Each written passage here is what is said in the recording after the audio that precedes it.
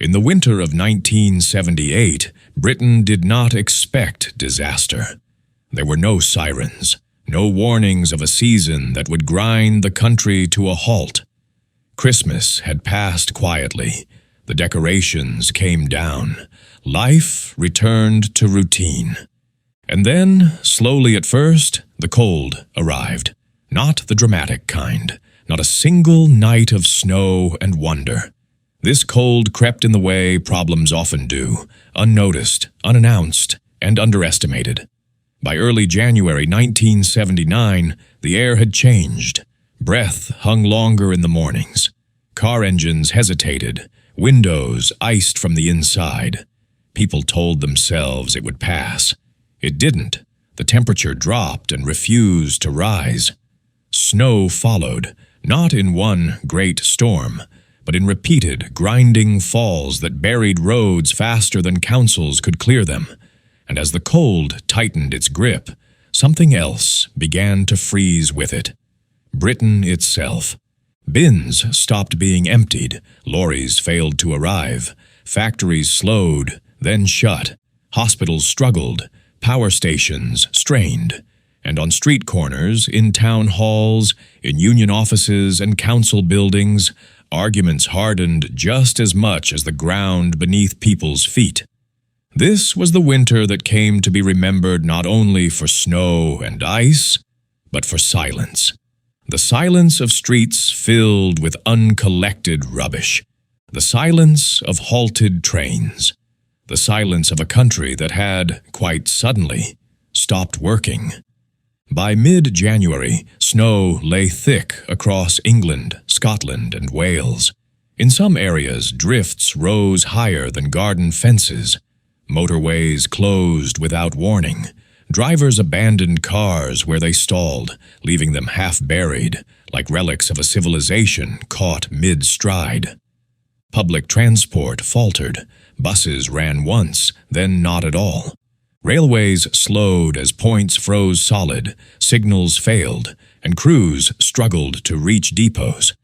Commuters waited in the dark, stamping cold feet, watching breath cloud the air, and eventually turned back home. Schools closed, sometimes for days, sometimes for weeks. Children celebrated at first, sledging down hills and quiet streets.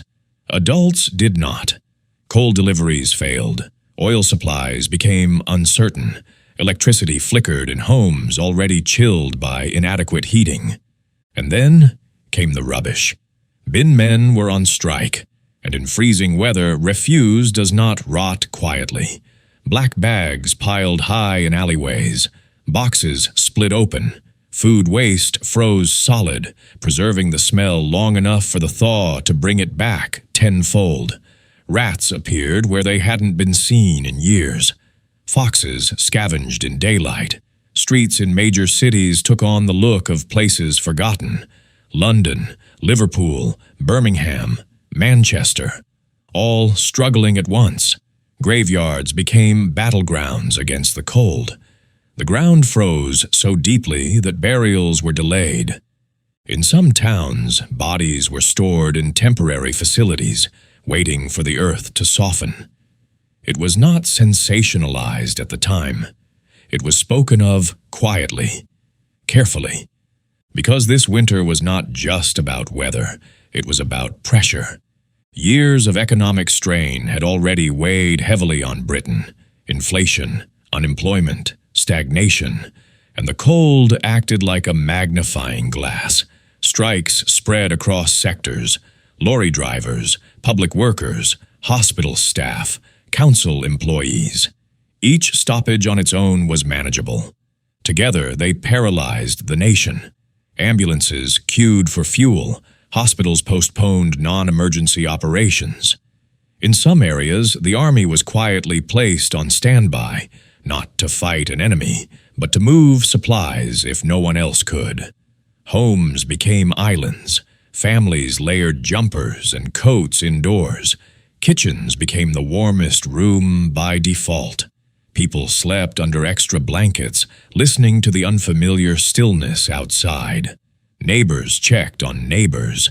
Tea was shared. Stories were traded in doorways. British endurance, that quiet, stubborn thing, held communities together even as systems failed. Newspapers coined a phrase that would last far longer than the snow.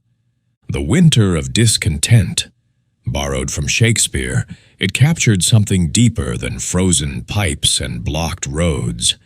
It described a mood, a feeling that Britain had lost momentum, that something fundamental was no longer functioning as it should.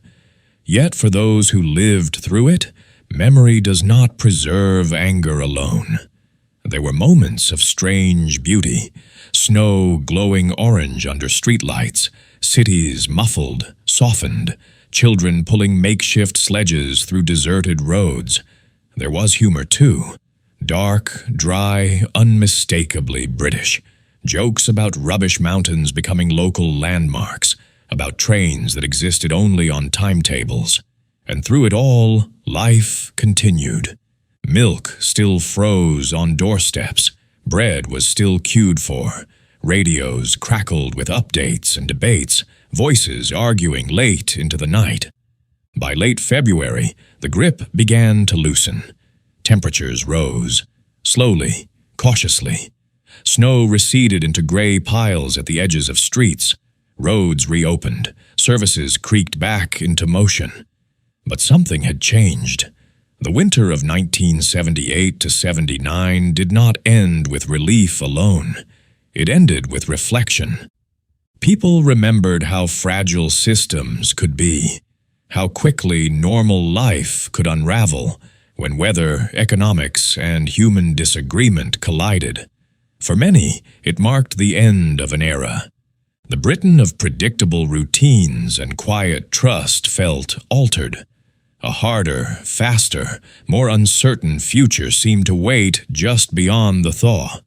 And yet, those who lived through it also remember something else. Resilience, the ability to endure weeks of cold, chaos, and inconvenience without panic. To adapt, to help one another, to carry on. Because British winters are not just about snow. They are about how people respond when comfort disappears. And in the winter of 1978 to 79, Britain was tested not by a single storm, but by a season that refused to let go. A winter that froze more than roads. A winter that froze a nation in place, long enough for it to realize how much it needed to change.